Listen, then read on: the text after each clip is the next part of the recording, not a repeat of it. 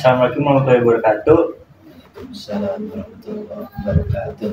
Di sini kami dari Universitas Bina Sarana Informatika ingin melakukan podcast tentang pentingnya belajar agama Islam dalam melakukan nilai-nilai moral, etika, keadilan, serta pandangan hidup yang membimbing individu untuk menjadi lebih baik dalam aspek spiritual, sosial, dan pribadi. Perkenalkan, saya mahasiswa Novel Firmansyah dengan NIM 1923-1137. Lalu ada Devina dengan NIM 1923-1253. Lalu ada India dengan NIM 1923-1274. Lalu ada Naswa dengan NIM 1923-1160. Pak, kalau boleh tahu nama Bapak siapa ya? Saya Pak Muklas. Pak Muklas. Oke, Pak. Kenalkan saya, Pak. Saya mau tanya nih.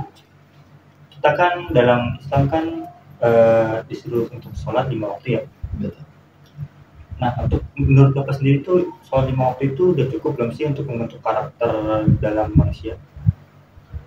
Oke, pertanyaannya super sekali. Baik, teman-teman dari Universitas Bina Sarana Informatika. Dirahmati Allah SWT. Assalamualaikum warahmatullahi wabarakatuh. Waalaikumsalam warahmatullahi wabarakatuh. Alhamdulillahirabbil alamin. Allahumma shalli ala sayyidina Muhammadin wa ala alihi wa sahbihi ajma'in. Syukur alhamdulillah telah mempertemukan kita semua di sini. Pertanyaan pertama tentang sholat ya, apakah cukup dengan sholat itu bisa membentuk ya karakteristik atau moral yang baik pada seseorang atau individu?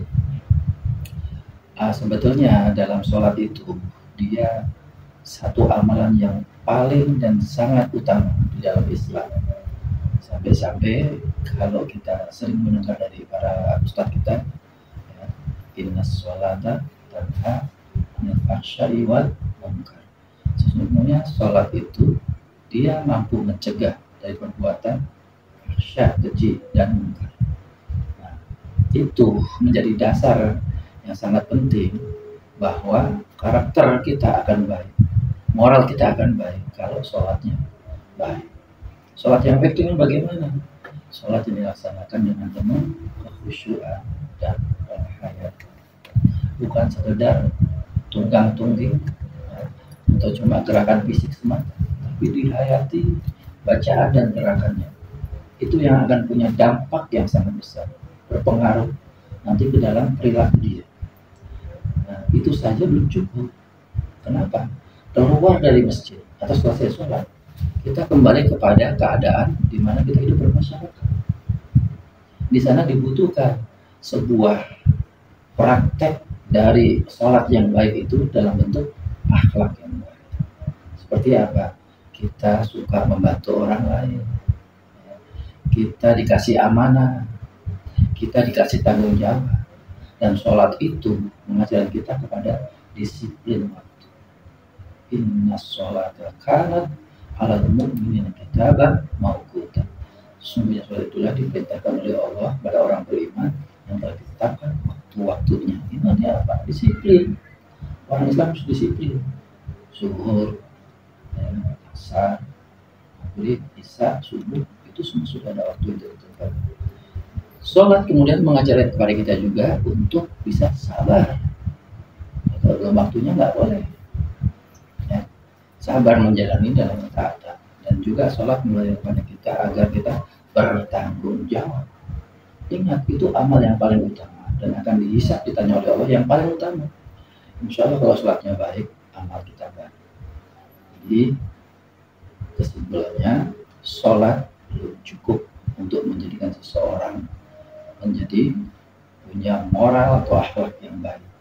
Dia harus dibingkai lagi dengan amal-amal nyata, harus dibingkai lagi dengan keluarga di mana kita tinggal dan lingkungan di mana kita juga bergaul di situ yang mendukung agar kita terus istiqomah dalam kebaikan. Nah, seperti itu. Tadi kan Bapak juga bilang kalau sholat memang kurang ya Pak ya, memang harus dibentuk secara eksternal juga, misalkan dengan perilakunya sendiri kan. Nah, saya mau nanya nih, kalau misalkan orang punya niat baik dan dilakukan, namun hasilnya itu buruk, itu gimana? Wah, ini menarik nih. Niatnya baik, Hasilnya kurang baik. Iya. Buruk atau kurang baik, Iya. atau tidak sesuai ekspektasi. Betul. Maunya A, dapatnya B. Oke. Untung dapat. Lezong, pernah ngalamin ya? Kamu punya niat baik, hasilnya buruk atau nggak sesuai harapan. Iya. Pernah ngalamin? Pernah. Yang paling gampang sih niat baik itu gini. Ya Allah, bisa mau ujian, belajar sudah, ya kan? Ikhtiar, tawakal, doa. Ya Allah, saya niat jam 11 malam nanti saya harus tidur, dan jam 3:30 saya ingin bangun sholat tahajud. Itu niatnya tuh. Iya. Niat. Bahkan sampai kita berdoa minta, ya Allah bangunkan saya jam 3:30 saya mau tahajud. Ya, kita sudah siap mau tidur, keperadun baca doa Bismika Allahumma ahya bismika amut, tidur. Ternyata dikasih Allah itu pas saking capeknya ya, nikmat banget tidur, bangun-bangun subuh. Nah itu gimana kan? Niat baik, hasilnya nggak sesuai harapan. Ya Allah kesiangan, gitu nggak jadi deh gitu. Nah itu di dalam Islam setiap kebaikan, hatta itu niat, Allah kasih apresiasi, Allah kasih pahala. Dicatat baru niat, apalagi kalau jadi beneran sholat tahajud, wah super sekali itu suami. Sebaliknya kita punya niat jelek, ya misalnya apa? Bohongin orang tua, besok bilang aja ada kuliah pada libur supaya dapat uang transport. Nyata nggak jadi, nggak dilaksanakan itu. Ya, dia akhirnya bilang daripada nanti saya menyesal, saya ibaratnya itu kayak dikejar-kejar dosa, saya harus jujur. Mah, hari ini libur sih sebenarnya. Boleh nggak kalau saya tetap minta uang jalan, saya mau main ke tempat teman, mau belajar ada tugas. Dia mengatakan kejujuran yang sebenarnya, dia meninggalkan kebohongan, itu juga dikasih pahala. Jadi niat yang baik, hasilnya seharusnya baik. Tapi ketika tidak sesuai dengan harapan, itu yang sedang takdir ketentuan Allah, dan itu baik dua-duanya. Ya, ingat di Al-Baqarah 216. Wa asa an takrahu syai'an wa huwa khairul lakum. Wa asa an tuhibbu syai'an wa huwa syarrul lakum. Ini kebalikannya. Dan apa yang kamu nggak suka, kamu benci. Padahal itu baik di sisi Allah. Sebaliknya, dan apa yang kamu suka, kamu demenin, ya, kamu kejar-kejar, dia sebetulnya tidak baik untukmu di sisi Allah. Wallahu ya'lamu wa antum la ta'lamun. Allah lah yang maha tahu, kamu kagak tahu. Jadi jangan suka memvonis duluan. Wah ini nggak bagus nih, sial saya nih, waduh lagi nggak beruntung nih. Padahal di sana Allah menghindarkan kita dari musibah, misalnya ya. Waduh, kereta terlambat nih. KRL udah baru jalan lewat. Kita maki-maki, marah-marah, ngomel-ngomel. Padahal di belakang masih banyak kereta. Cuma telat 5 menit, ngomel-ngomel kita. Ternyata di sana kalau kita naik, copet udah minta kita. Kita selamat dari kecopetan itu. Karena itu kalau kereta yang berikutnya yang tidak terlalu penuh. Itu adalah kebaikan, syukuri saja. Gitu. Karena kita nggak suka. Seperti itu ya. Any more question? Oke, lanjut. Apakah menjaga perasaan orang lain lebih penting daripada menyampaikan kebenaran? Ini juga keren pertanyaannya. Masalah perasaan dan juga menyampaikan kebenaran. Belum lama ada kejadian di komplek ini. Di sebuah grup WA. Ada orang yang azannya kurang jelas kalimat yang diucapkan, lalu ditegur oleh seseorang di komplek ini juga lewat grup WhatsApp. Bagus nih, maksudnya bagus, membetulkan bacaan azan yang kurang pas, ya kan? Tapi hasilnya ternyata tidak bagus. Orang yang dikasih koreksi atau orang yang diperbaiki, dikasih saran, itu nggak terima, tersinggung, merasa malu dan dipermalukan di umum walaupun di grup WA gitu. Nah ini terjadi. Yang mana yang lebih utama? Dia menyampaikan kebenaran karena menurut dia itu nggak benar, dia tegur, atau dia lebih suka menjaga perasaan orang itu, bagaimana kalau dia tersinggung, nggak suka. Ini kadang dua-duanya itu baik, menjaga perasaan orang nggak baik, ya kan? Kita nggak suka dikasarin orang, ya dikepoin orang, nggak suka. Tapi ini juga baik menyampaikan sesuatu yang benar, supaya kita nggak jadi pembohong. Benar katakan benar, salah katakan salah. Tetapi kadang dua-duanya nggak bisa ketemu dalam satu waktu. Kita harus memilih prioritas.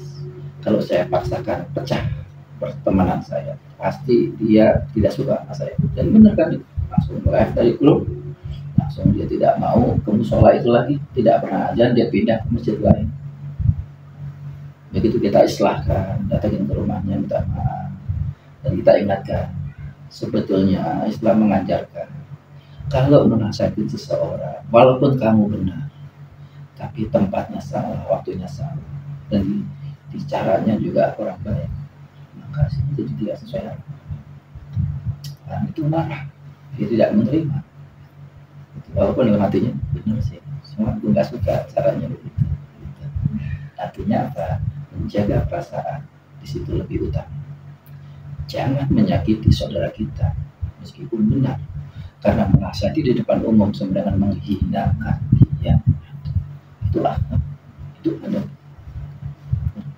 Satu sisi mengatakan yang benar itu juga dianjurkan agama, karena hasilku bila jannah, kebenaran itu mengarah kepada surga. Ya. Jadi kita nggak boleh jadi orang munafik.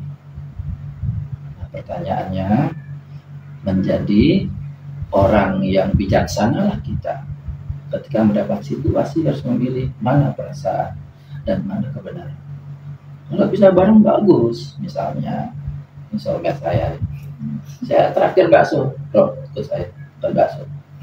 Di situ saya sampaikan semuanya A to Z, kalau dibaca Atos, ya, merek mobil A to Z saya sampaikan bla bla bla bla gini bro. Nah, dia terima. Teman kita makan bakso gitu, nggak ada yang lain, kita empat mata aja. Iya. Itu ya cakep. Atau japri, saya lagi hindari di public speaking, hati-hati. Speak up di area umum, hati-hati. Begitu juga nge-share sesuatu, belum tentu benar. Ada yang tersinggung. Ya. Jadi itu panduan agama kita. Hargai perasaan orang, jaga perasaan orang. Dan ulil haku walau kana murah, sampaikan yang hak walau pahit. Ya, seperti itu. Next.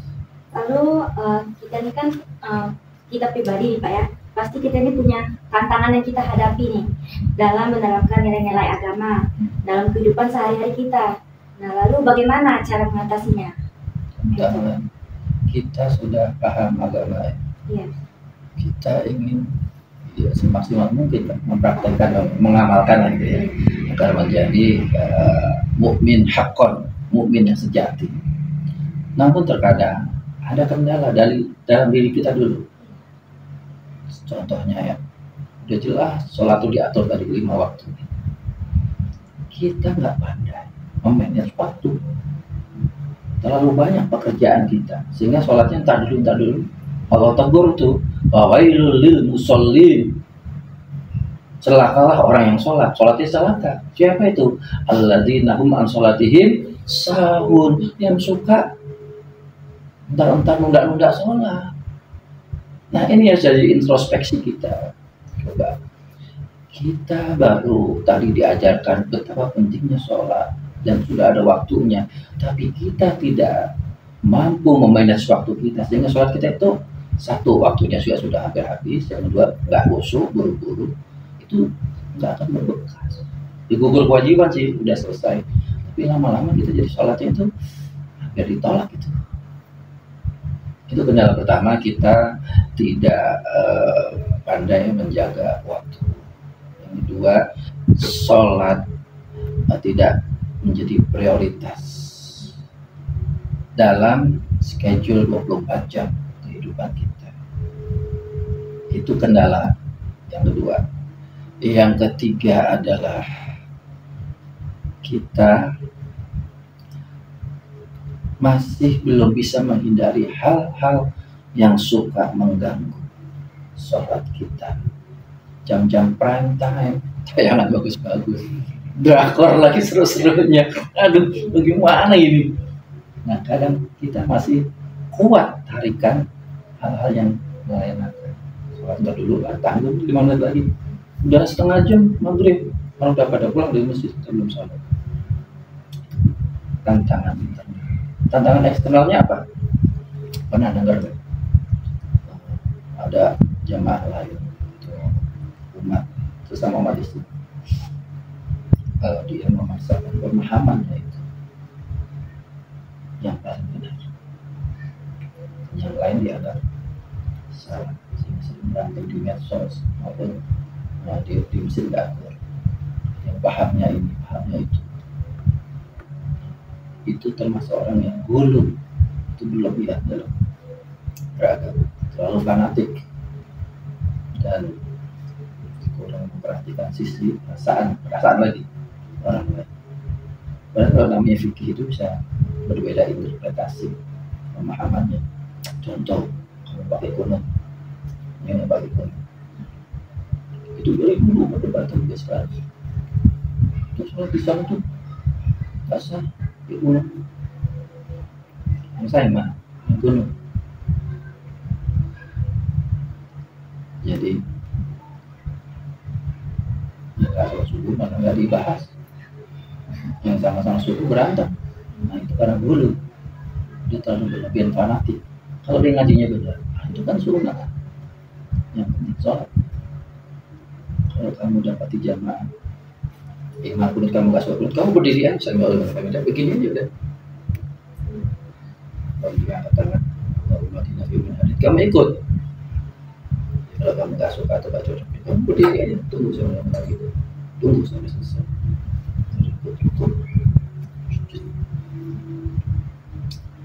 Seperti itu.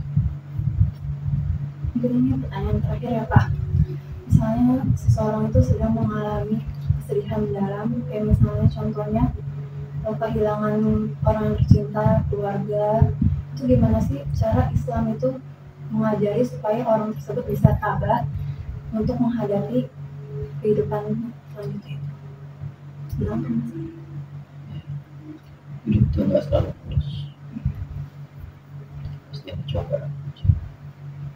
Cobaan yang belum berarti itu cobaan yang sedih, susah. Kehilangan orang kita cintai.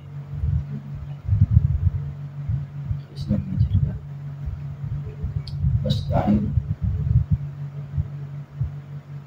bis-sabri was-salah. Ya ayyuhalladzina amanu ista'inu bis-sabri was-salah. Innallaha ma'as-sabirin. Wa la taqulu lima yuqtalu fi sabilillah bal ahya'u walakin la yash'urun. Wa lanabluwannakum bisyai'in وَلَنَبْلُوَنَّكُمْ بِشَيْءٍ مِنَ الْخَوْفِ وَالْجُوعِ وَنَقْصٍ مِنَ الْأَمْوَالِ وَالْأَنفُسِ وَالثَّمَرَاتِ وَبَشِّرِ الصَّابِرِينَ الَّذِينَ إِذَا أَصَابَتْهُمْ مُصِيبَةٌ قَالُوا إِنَّا لِلَّهِ وَإِنَّا إِلَيْهِ رَاجِعُونَ أُولَئِكَ عَلَيْهِمْ صَلَوَاتٌ مِّن رَّبِّهِمْ وَرَحْمَةٌ وَأُولَئِكَ هُمُ الْمُهْتَدُونَ. Wahai orang-orang yang beriman, jadikanlah sabar dan sholat sebagai penolongmu. Sungguhnya Allah itu akan menguji kita dalam hal kekurangan makan, kekurangan harta, kekurangan jiwa. Tadi itu orang kita sayang dipanggil Allah, Allah lebih sayang daripada kita. Dan apabila musibah menimpamu, maka ucapanlah inna lillahi wa inna ilaihi raji'un. Jadi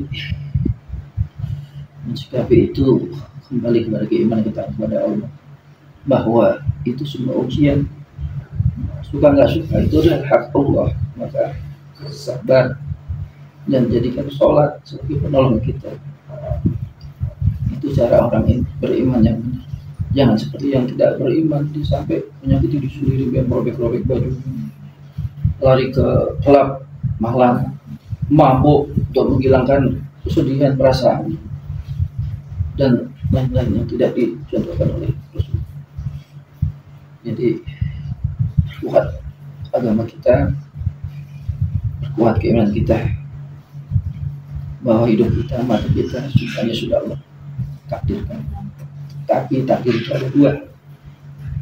Takdir yang tidak bisa diubah namanya takdir mubrah. Nah, takdir yang bisa dirubah namanya takdir mu'allaq. Takdir mu'allaq itu seperti kita bodoh, kita belajar, kita kuliah, kita akan pintar. Kita miskin, kita kerja keras, nabung 1-2 tahun pasti berubah. Gak punya motor, besok punya motor, nah, itu gampang. Tapi kalau kamu perempuan pengen jadi laki, ya nggak bisa. Oh, Ustaz, sekarang udah modern, transgender, dilarang. Berubah kodrat, fitrahnya nggak bisa, ya kan? Lehoy tetap lehoy, nggak bisa. Maskulin nggak bisa, feminin ya feminin nggak bisa. Nah, seperti itu. Jadi kembali kepada itu tentang Allah. Dan zaman modern ini cuma itu benteng dan kita selamat dunia dan akhirat. Bahwa alam bisawab.